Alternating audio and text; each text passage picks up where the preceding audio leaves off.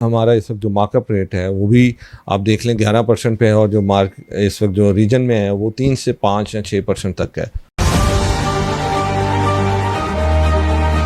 Local industry अगर नहीं चलेगी तो एक्सपोर्ट नहीं बढ़ेगी। कॉस्ट ऑफ डूइंग बिजनेस में भी मसले हैं और आपकी ईज ऑफ डूइंग बिजनेस भी नहीं है। बिस्मिल्लाहिर्रहमानिर्रहीम, अस्सलाम वालेकुम। आपका मेज़बान मलिक अंसब आपकी खिदमत में हाजिर है। इस वक्त मेरे साथ लाहौर की बिज़नेस कम्युनिटी का वो किरदार मौजूद है जिसने हर फोरम पर अपनी कम्युनिटी की नुमाइंदगी की। लाहौर चैम्बर के ईसी मेंबर अहद अमीन मलिक साहब हमारे साथ मौजूद हैं।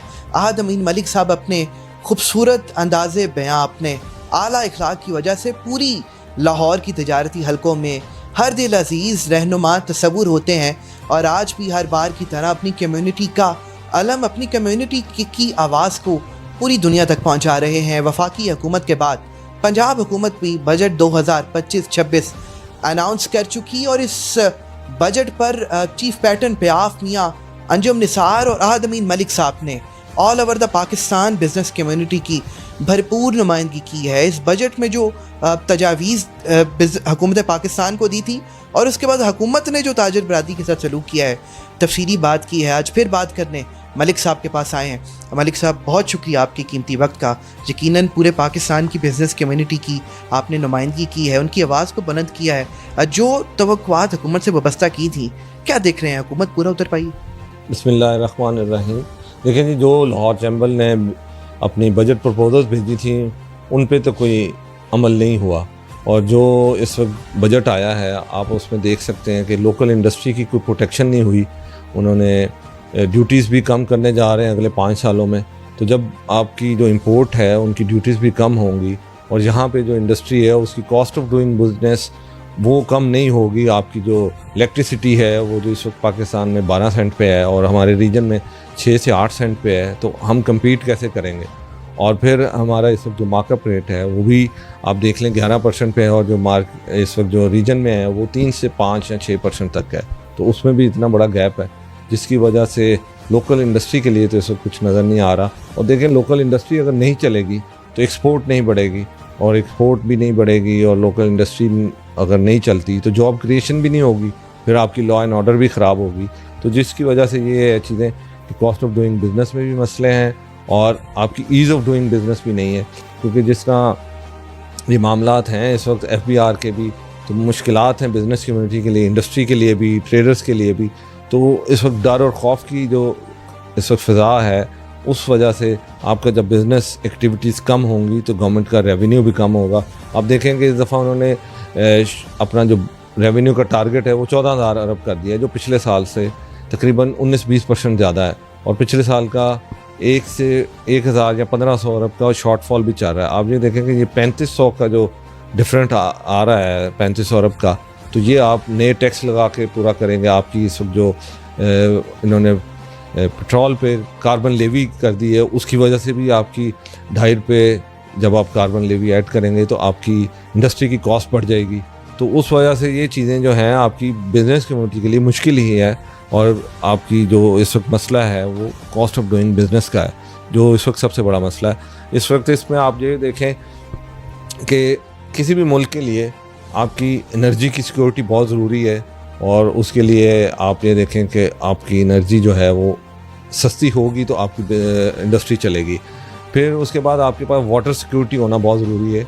आपके पास डैम हो जिससे आपकी एग्रीकल्चर भी चल सके, और आपकी जो है हाइडल की इलेक्ट्रिसिटी भी प्रोड्यूस हो तो वो भी आपको सस्ती पड़े, और आपकी एग्रीकल्चर अगर बेहतर होती है तो वो भी आपकी GDP का बहुत बड़ा उसका शेयर होता है।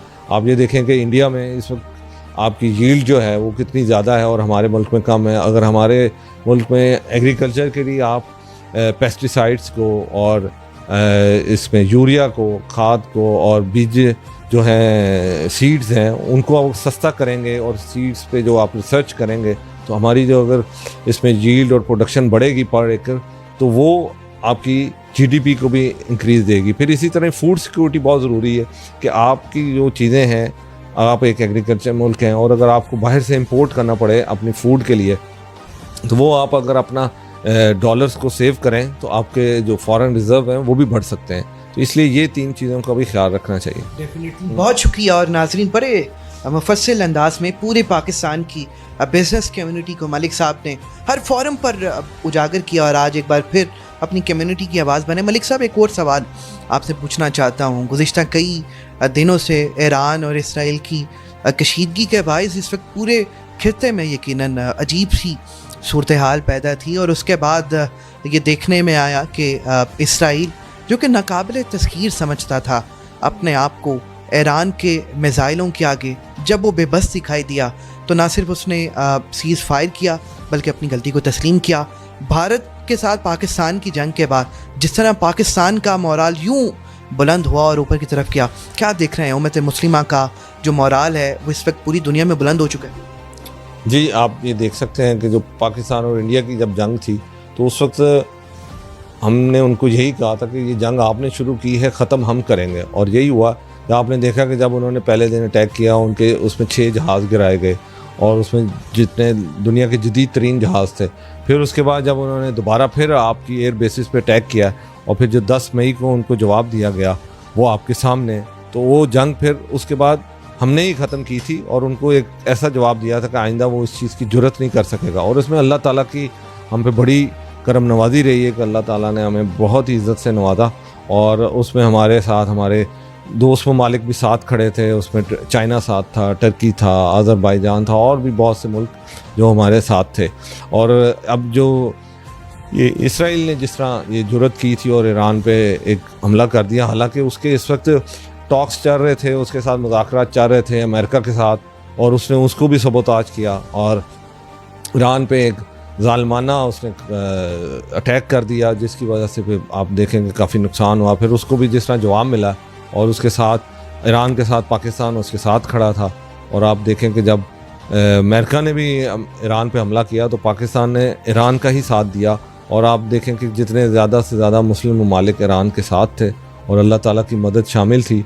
तो अब आपको ये पता है कि अमेरिकन प्रेसिडेंट भी कह रहा है कि ईरान ने इसराइल की बहुत ज़्यादा धुलाई की है, उसका बहुत नुकसान किया है। तो ये इस बात का सबूत है कि मुस्लिम उम्मा अगर इकट्ठी है, जिनकी ये इस वक्त 2-2.5 अरब की आबादी है पूरी दुनिया में, अगर वो इकट्ठे हैं तो कोई भी इनको नुकसान नहीं पहुंचा सकता। लेकिन अगर ये एक दूसरे का वो आप ये कि इंतशार का शिकार होंगे, खलफशार का शिकार होंगे, तो फिर ये मुस्लिम ममालिक मुश्किलात का शिकार होंगे।